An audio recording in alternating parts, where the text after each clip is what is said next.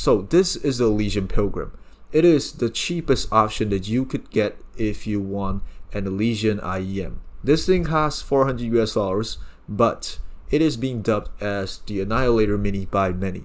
And there is also a very legitimate reason why. Despite its $400 US price point compared to the few thousands that the Annihilator costs, I'm just gonna say this right here as a spoiler. It's honestly quite worth it.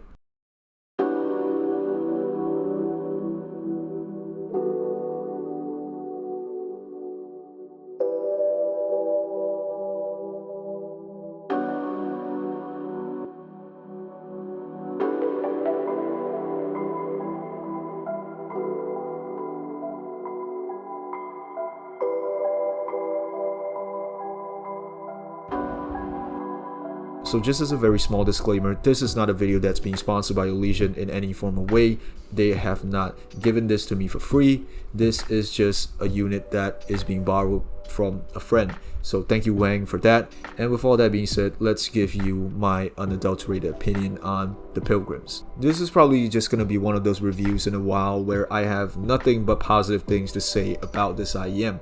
But before we get into why the Pilgrim sounds so amazing, y'all know my shtick. Unboxing time. Now, the Pilgrim box, the Elysian box, everything is very simple. There's nothing going on that much outside other than a very bold name stating that this is the model, and there is a topography of the Pilgrim's faceplate, and a very small Elysian branding right here. A small slogan: the first path to bankrupting your wallet. Opening this up, which is very smooth, very easy. And one more thing I just want to say, the unboxing experience in general is very, very premium. This thing costs $400 US, but I think you are probably unboxing something with the equivalent of, a kilobuck version of an IEM. But okay, enough tangents. Taking the first layer off, you will be greeted with the head shells here, and also once you've taken that part off, you will be reminded that this is the first path to your bankruptcy, because this thing just sounds so amazing. And if you want to upgrade, you're probably going to be getting something along the lines of a Diva or even the Annihilator. Looking at the second layer, it tells you that they make no compromises to this product, and all I could say is that I can probably agree to that. Inside here nestles a few things. The pamphlets, the usual things where it tells you the product description, all of that stuff. You have your warranty card inside, and last but not least, you will be given a microfiber cloth courtesy of the Elysian branding. Last but not least, the last layer holds the Elysian case. Yeah, this thing is pleather, but honestly, this is quite a very nice quality case with magnets on it. So, I have no qualms about it. Inside it, it will be holding two things. The first thing is definitely the stock cables. It is of a silver whitish accent with connectors that for some reason are very reminiscent of Biswa and Hakuge. And the next thing is definitely its stock tips, which is 3 spin fit stock tips right here. Honestly, I kind of understand why some people say that, oh, this thing doesn't really have that much accessories. It's not as, complete as other products. But the thing is that you just want to use this thing. I don't really care that much about, oh, this thing lacks in this thing lacks in that after probably 10 minutes of unboxing. The experience definitely might be lacking for some people who want more accessories, I would say. But in my opinion, I feel like it's adequate. And they're giving you stock spin fit tips, so I don't see any problem with that. But anyways, moving on. The build quality of the IEM is, just hear this for yourself. It's made of aluminum. Everything has a very solid build. I have no complaints about this, despite it having a very sharp CNC-ish type of feeling on the faceplate when you're grazing your fingers through it. First things first, I didn't cut myself, which is a good thing. Even though this thing actually induces my anxiety a little bit. A lot of people are definitely gonna complain this thing is Pentacon. Maybe in the future Elysian might include some connectors if they want to. This is just a suggestion for you, Elysian. Maybe you could do that so that people could do more cable rows. I don't know. But Okay, one more thing before we go into the sound, which is the fit. How do these fit? Despite being an aluminum shell, despite being very smooth, everything in my opinion fits perfect, but keep one thing in mind. This thing has a slightly shorter nozzle, so for people who hate short nozzles, this might not be for you. Or you could just go to a store that has the Pilgrims and just try it out. Me personally, I feel like this thing is very, very comfortable. I've been wearing it for 2 hour to 3 hour sessions once at a time. There is no fatigue, there is no ear canal soreness, nothing whatsoever. And with all that being said, let's actually talk about the sound. Now, just one thing, because I'm traveling, I don't have the privilege nor the time to listen to the vinyls that I have in my room. So this whole video is being tested on the M15 via Apple Music. Anyways, this is the graph. In general, the Elysian Pilgrim is a very, very normal V-shaped IEM with some slight warm-ish touches to the low end, to the lower mids. But other than that, everything is V-shaped with very good emphasis on bass, very good emphasis on the mids. Treble might be a little bit less sparkly than, if we directly compare it to the Elysian Annihilator, but everything is still very, very nice. And there is one keyword to everything that I'm going to talk about right now. Body. Everything has body to it. Starting out with the bass, sub bass in general is very adequate, it's very filling. It has enough coverage where, in certain cases, some IEMs, the sub bass might sound a little bit monotonous. This thing feels like it disperses a little bit, it diffuses a little bit to have enough coverage overall. Other than that, lower and mid bass presentations are quite organic. Lower and mid bass presentation is very good in terms of its speed, I would say.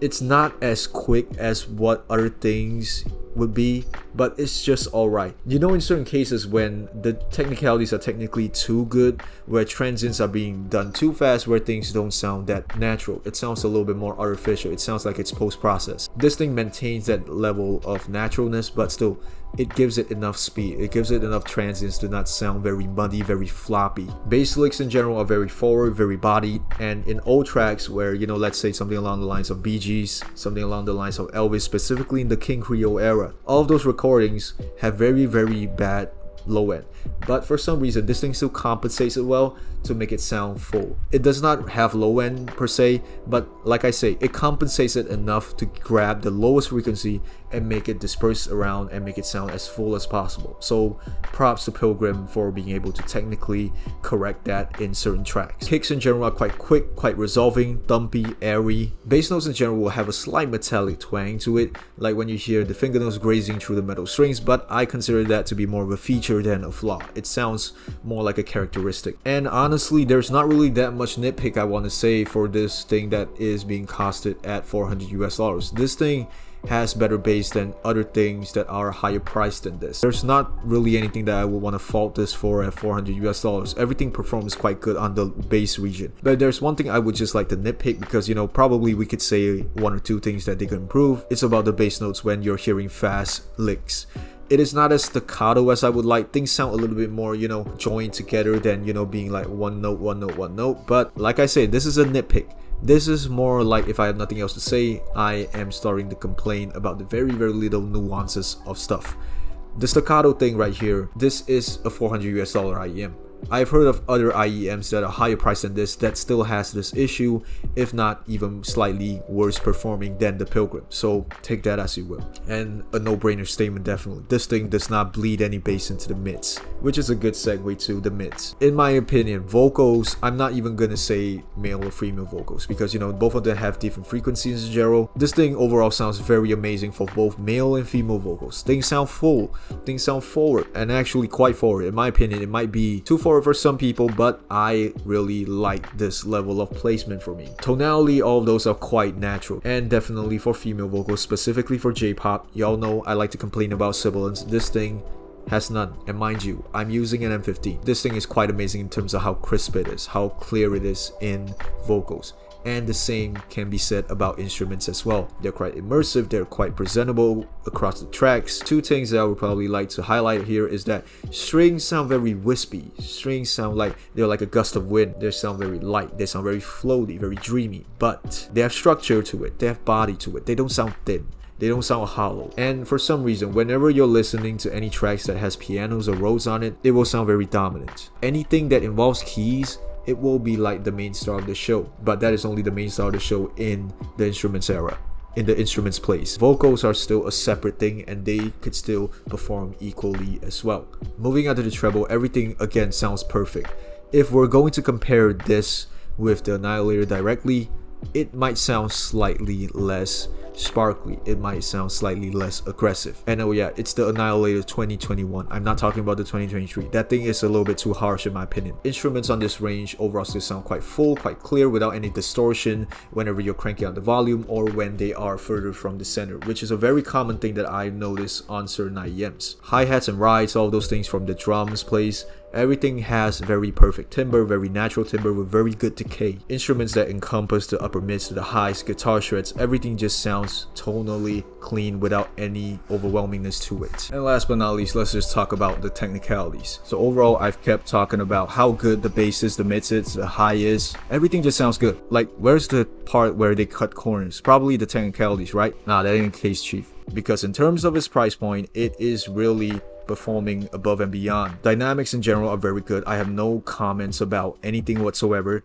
It sounds as good as it is when you're cranking up the volume, and there's no distortion, and the same would be for soundstage. For $400 this thing is above average. It beats a lot of things, like even the Project M that I have reviewed recently in terms of its soundstage. This thing honestly is being above its weight class. But what sets this apart from other things in terms of its soundstage is that usually we get soundstage that is known to be wide. That is probably the best first impression that we could feel. This thing is not only wide, but it is deep.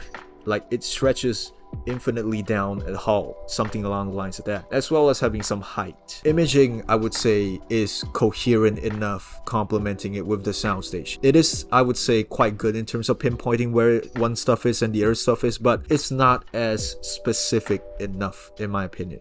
It could be better, but I feel like for this price point, what could you complain? And it's something from Elysian, man. What could you complain about? And last but not least, detail retrieval.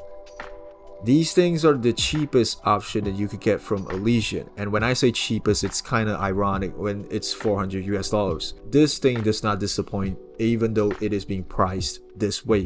The amount of detail retrieval across all the spectrums are very, very well done. Foley's, ensembles, vocal ensembles, everything just sounds quite immersive. Everything has a place to be presented. And like I say, the keyword to all of this, body. Everything still sounds very, very body. I can't really find a problem with this IEM at this price point, to be honest. And given the fact that this is the most friendly tuning out of all, it is not something along the lines of neutral bright, it is not something along the lines of neutral with bass boost. You get what I mean. This thing is a very well executed product that will very well shape the market of the $400 category. Tuning wise, sure, I have no complaints about this. This thing honestly is very amazing. I have been listening to this for close to 10 hours within 3 days. I have nothing else to say other than this thing is just an amazing product from Elysian. So props to you, Mr. Lee. Thank you for, actually making this thing available. Thank you for making this tuning available to everyone. You can be assured that this thing does not fall short of anything. And with all that being said, thank you for watching this video. I'll see you guys in the next one. Have a good day.